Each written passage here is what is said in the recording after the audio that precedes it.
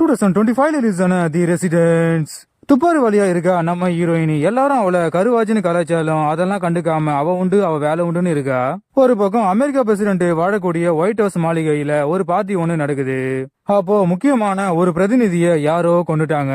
இந்த கேஸ கையில எடுத்துக்கிட்டு களத்துல இறங்குறா நம்ம ஹீரோயினி. இன்னொரு பக்கம் இது ஒரு பெரிய மாளிகை, ஏகப்பட்ட ரூம்ஸ் இருக்கு, 157 பேர் இருக்காங்க. இதுல யாரோ ஒரு ஆளு தான் இந்த கொலைய பண்ணிருக்காங்க. நம்ம ஹீரோயினி ஒவ்வொருத்தரா துப்பு தொலைக்கு யார் அந்த ஆளுன்னு கண்டுபிடித்தாளா இல்லையான்னு ஒவ்வொரு எபிசோட்லயும் ஒவ்வொரு ட்விஸ்ட வச்சு சீரிஸ முடிக்கிறாங்க. ஒரு தரமான சீரிஸ், பார்க்காதவங்க போய் பாருங்க. 2-3 எபிசோடு பொறுமையா போனாலும் லேக் அடிச்சாலும் நல்லா இருக்கும். தமிழ் டப்பிங் நீட்டா இருக்கு. நம்ம ரேட்டிங் 6.4. தி ரெசிடென்ட்ஸ்.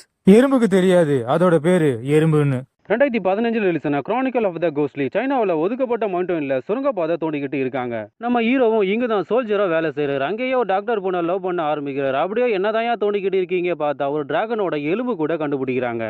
திடீர்னு சுரங்கப்பாதையில இன்னொரு சுரங்கப்பாதை உருவாகுது. உடனே இந்த டீமோட கேப்டன் இந்த சுரங்கப்பாதைக்குள்ள போக ஒரு டீமை ஃபார்ம் பண்ணி அதுக்குள்ள போறாங்க. அங்க போன பிறகுதான் தெரியுது இங்க ஒரு உலகமே இருக்குன்னு. அங்க ஏகப்பட்ட மிருகங்கள் இருக்கு. இவங்க ஒரு வவால் கூட்டமே இவங்கள துரத்துது. அது இவங்க உடம்புல பட்டா இவங்க உடம்பே கருகி போயிடும். இப்படி இந்த சுரங்கப்பாதையில மாட்டிக்கிட்டு இவங்க சிக்கி தவிக்கிறாங்க. இதுக்கப்புறம் இதற்கான மர்மத்தை கண்டுபிடித்தார்களா இல்லையான்னு படத்தை முடிக்கிறாங்க. தமிழ் டப்பிங் கேட்குற மாதிரி இருக்கு. சினிமாட்டோகிராஃபி நல்லாவே இருக்கு.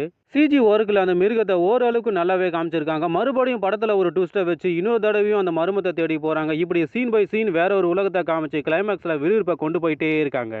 ஆனாலும் படம் லேக் அடிக்கும், இருந்தாலும் படம் நல்லாவே இருக்கும். ஓவரால் படம் ஓகே. ஐஎன்டிபி ரேட்டிங் 5.1, நம்ம ரேட்டிங் 6. படம் நல்லா இருக்கு, போய் பாரு. Chronicle of the ghostly. புரியாத புரி. 2025 ரிலீஸ் ஆன ஸ்குவாட் 36. ஈஸியா பிடிக்க வேண்டிய ஒரு குற்றவாளியை நாங்க திட்டம் போட்டு தான் பிடிப்போம்னு கடைசியில கோட்டை விட்டுட்டாங்க நம்ம ஸ்குவாட் 36.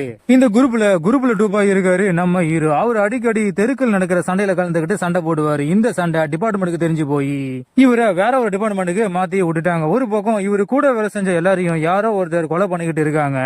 இன்னொரு பக்கம் நம்ம ஹீரோ இந்த கேஸ கையில எடுத்துக்கிட்டு களத்துல இறங்குறாரு. இதுக்கப்புறம் நம்ம ஹீரோ அந்த கொலைகளை பண்ணுவது யாரு, இதுக்கு பின்னாடி இருக்கிற மர்மத்தை கண்டுபிடித்தாரா இல்லையான்னு படத்தை முடிக்கிறாங்க. ஒரு தரமான படம்னு சொல்ல முடியல, ஒரு தரம் தாழ்ந்த படம்னு சொல்ல முடியல, ஆனாலும் நல்லா இருக்கு.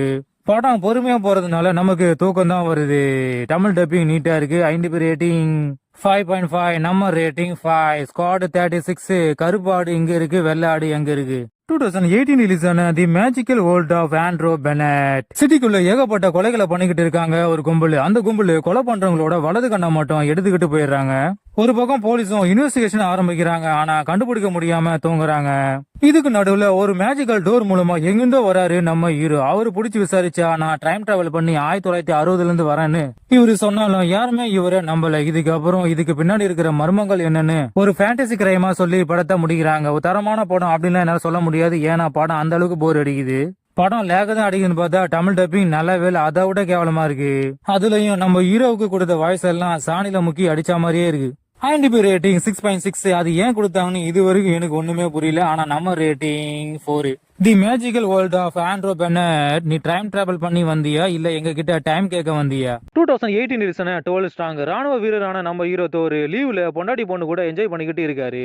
திடீர்னு தீவிரவாதிகள் அமெரிக்காவில் இருக்கிற பில்டிங் பிளைட் மூலமா தாக்கிட்டாங்க. இதுக்கு பதிலடி கொடுத்தே ஆகணும்னு அமெரிக்க கவர்மெண்ட் முடிவு பண்ணி நம்ம தோரையும் இவரோட டீமையும் களத்துல இறங்குறாங்க. அவங்களோட இடத்துக்கே போறாங்க. இதுக்கப்புறம் தீவிரவாதிகளை அழிச்சு வெற்றியுடன் நாட்டிற்கு திரும்பினார்களா இல்லையான்னு படத்தை முடிக்கிறாங்க. ஒரு தரமான படம். Tamil dubbing cinematography double okay. IMDB rating 6.5, நம்ம ரேட்டிங் 6.4. 12 ஸ்ட்ராங். தீவிரவாதம். 2013 ரிலீஸ் ஆன எஸ்கேப் பிளான். எப்படிப்பட்ட ஜெயிலா இருந்தாலும் சரி அங்கிருந்து நேக்கா தப்பிப்பாரு நம்ம ஹீரோ ராம்போ.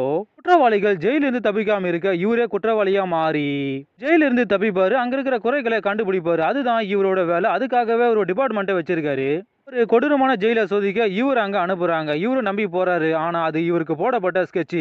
இவரும் அந்த ஜெயிலுக்குள்ள மாட்டிக்கிட்டு முடிக்கிறாரு. இந்த ஜெயிலோட வார்டுன்னு ஒரு அரக்கன். ஒரு பக்கம் கூட வேலை செஞ்சவனே இவருக்கு துரோகம் பண்ணிட்டான். இன்னொரு பக்கம் நம்ம ராம்போ இங்கிருந்து தப்பிக்க வழியை கண்டுபிடிக்கிறாரு. அதுக்கு நம்ம அர்னால்டும் உதவி பண்ணுறாரு. இதுக்கப்புறம் ஜெயில் வார்டன் கிட்ட இருந்தும் ஜெயில இருந்து தப்பிக்க நம்ம ராம்போவும் அர்னால்டும் என்ன பண்ண போறாங்கன்னு படத்தை முடிக்கிறாங்க. ஒரு தரமான படம். Tamil dubbing cinematography double okay. IMDB rating 6.7, நம்ம rating 6.9. Escape plan. Thalapathy. 2025 release ஆன தி ரெசிடென்ட்ஸ். துப்பாரி வழியா இருக்கா நம்ம ஹீரோயினி. எல்லாரும் அவளை கருவாச்சின்னு கலாச்சாரம் அதெல்லாம் கண்டுக்காம அவ உண்டு அவ வேலை உண்டுன்னு இருக்கா. ஒரு பக்கம் அமெரிக்கா பிரசிடென்ட் வாழக்கூடிய ஒயிட் ஹவுஸ் மாளிகையில ஒரு பார்ட்டி ஒண்ணு நடக்குது. அப்போ முக்கியமான ஒரு பிரதிநிதிய யாரோ கொண்டுட்டாங்க. இந்த கேஸ கையில எடுத்துக்கிட்டு களத்துல இறங்குறா நம்ம ஹீரோயினி. இன்னொரு பக்கம் இது ஒரு பெரிய மாளிகை, ஏகப்பட்ட ரூம்ஸ் இருக்கு, 157 பேர் இருக்காங்க. இதுல யாரோ ஒரு ஆளு தான் இந்த கொலையை பண்ணிருக்காங்க. நம்ம ஹீரோயினி ஒவ்வொருத்தரா துப்பு தொலைக்கு யார் அந்த ஆளுன்னு கண்டுபிடித்தாளா இல்லையான்னு ஒவ்வொரு எபிசோட்லயும் ஒவ்வொரு ட்விஸ்ட வச்சு சீரிஸ முடிக்கிறாங்க. ஒரு தரமான சீரிஸ், பார்க்காதவங்க போய் பாருங்க. 2-3 எபிசோடு பொறுமையா போனாலும் லேக் அடிச்சாலும் நல்லா இருக்கும். தமிழ் டப்பிங் நீட்டா இருக்கு. நம்ம ரேட்டிங் 6.4. தி ரெசிடென்ட்ஸ். எறும்புக்கு தெரியாது அதோட பேரு எறும்புன்னு.